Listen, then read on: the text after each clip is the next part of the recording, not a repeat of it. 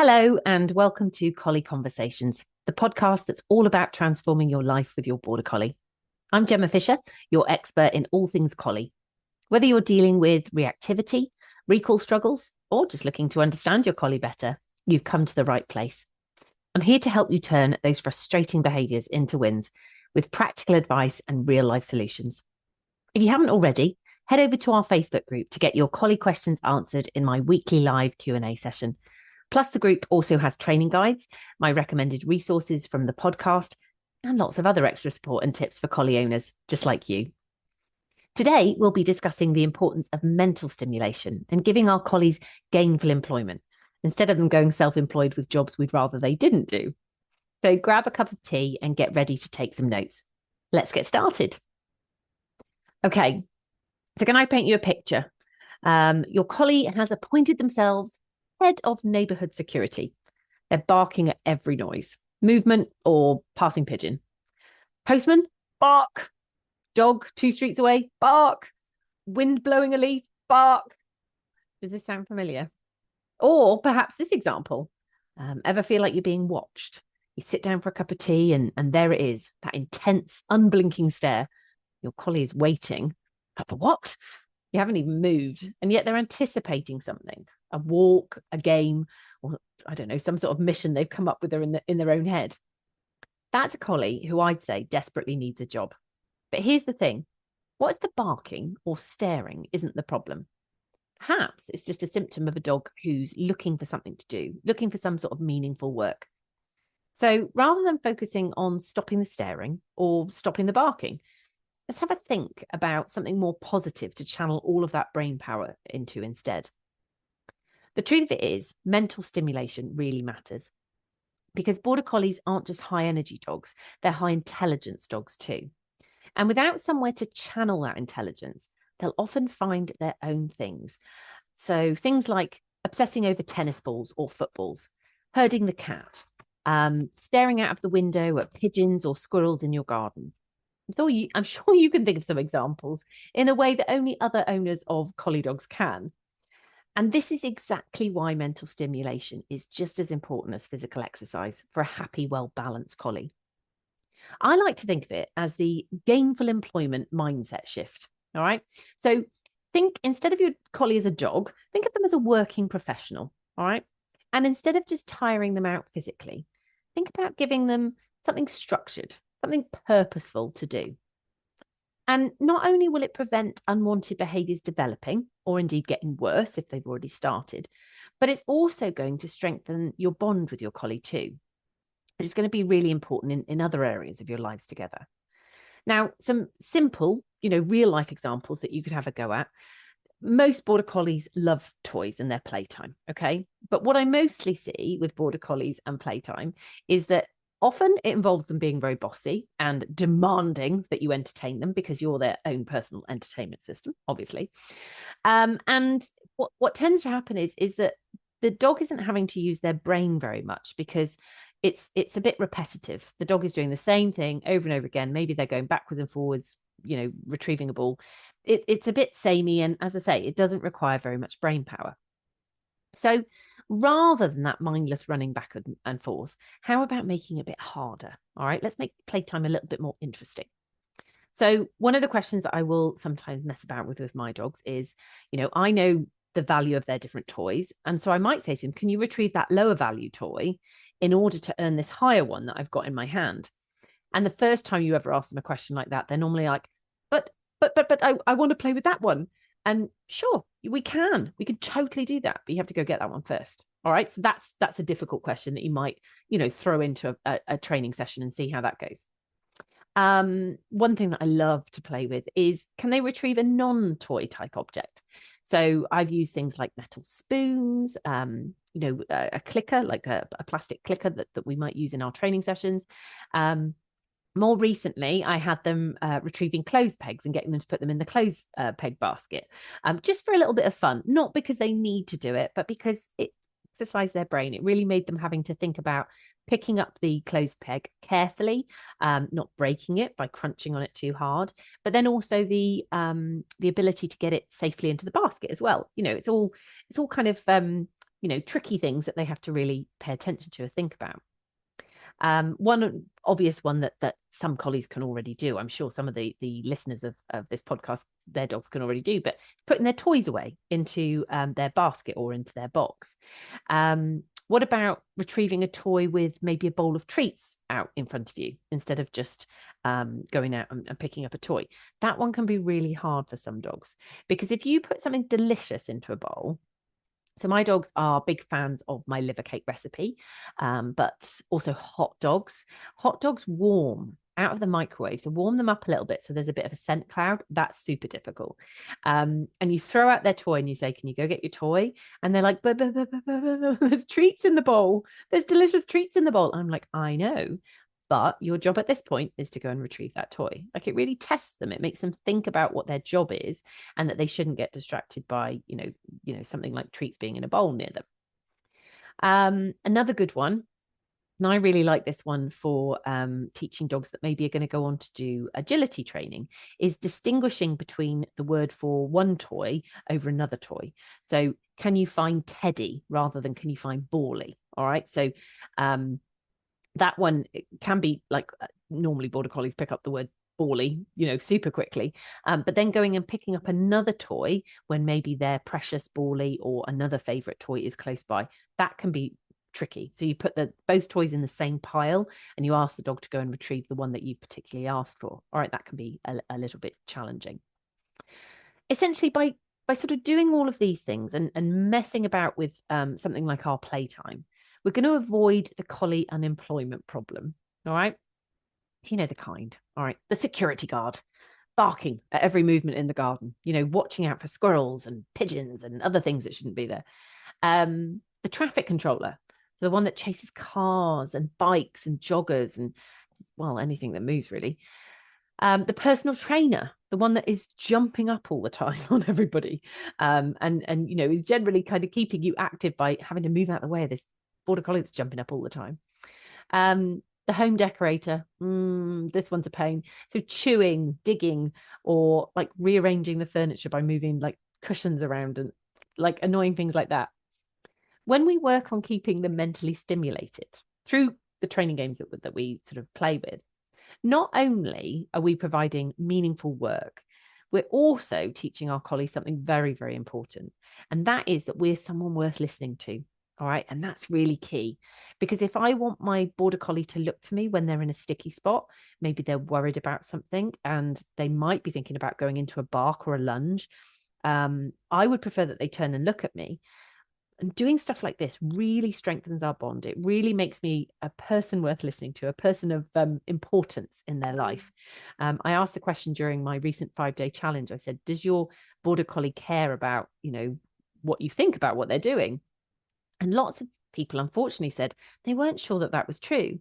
So doing little things like this can really make a big difference if we challenge them through fun and playtime together in a more positive way.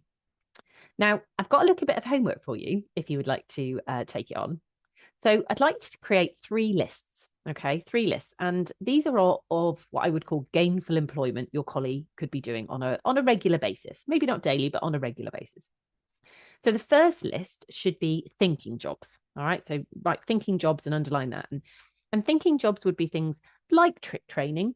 So trick training is a good one. The picking up the pegs and putting them in the peg basket. That's quite a good example of what I would think of as a useful trick.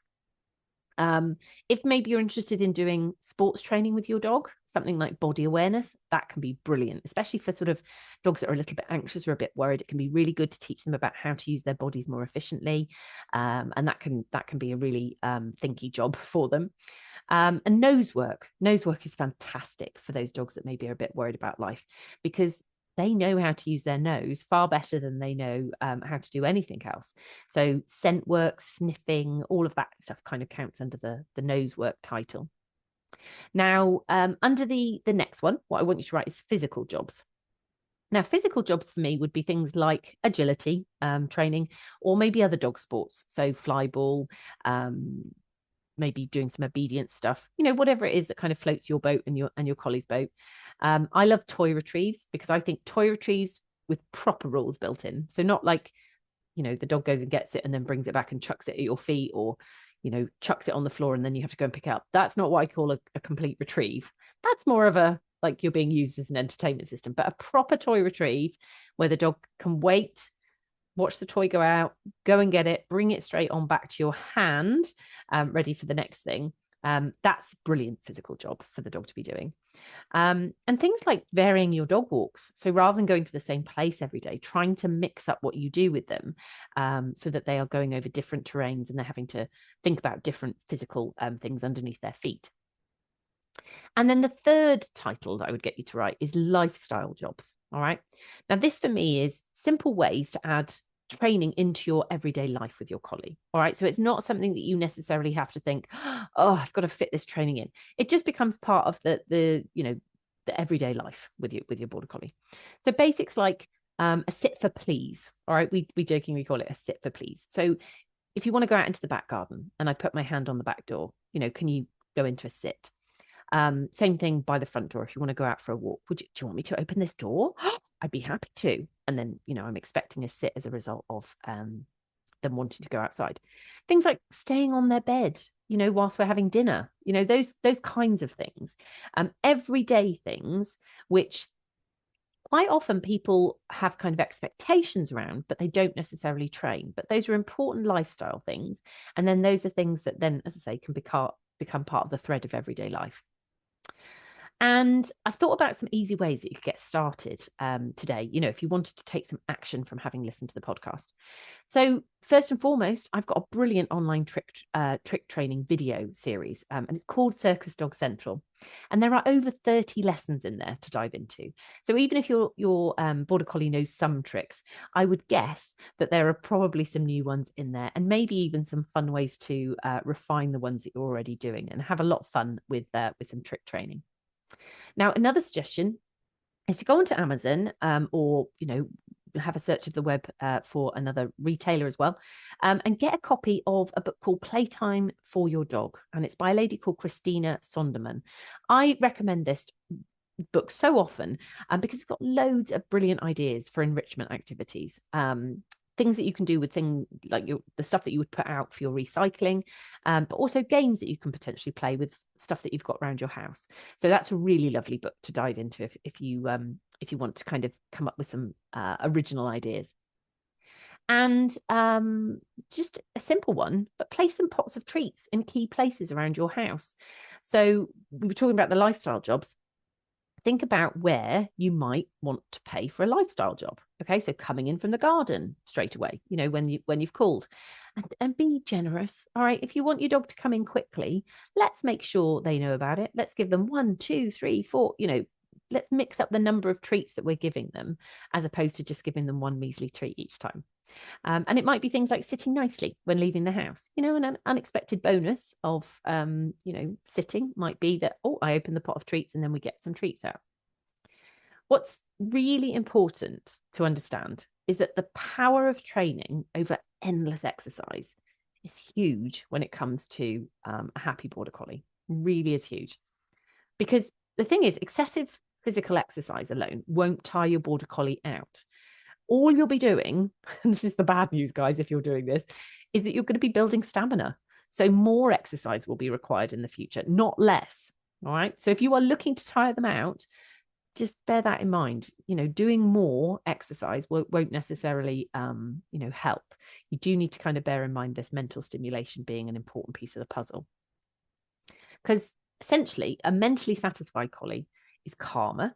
They're more focused, they're more inclined to check in with their person, and they're happier as a result because their needs are being met in terms of what is valuable to them as a dog. And the upside to all of this is, and this is my personal experience, is that when you meet their needs like this, they are so much easier to live with as a result. My dogs are not perfect. I don't think any dog is perfect. I describe them as perfect for me. They are absolutely the fit for me, but they are easy to live with on a day-to-day basis. I don't find myself, sort of pulling my hair out. It's an enjoyable process to live with my dogs.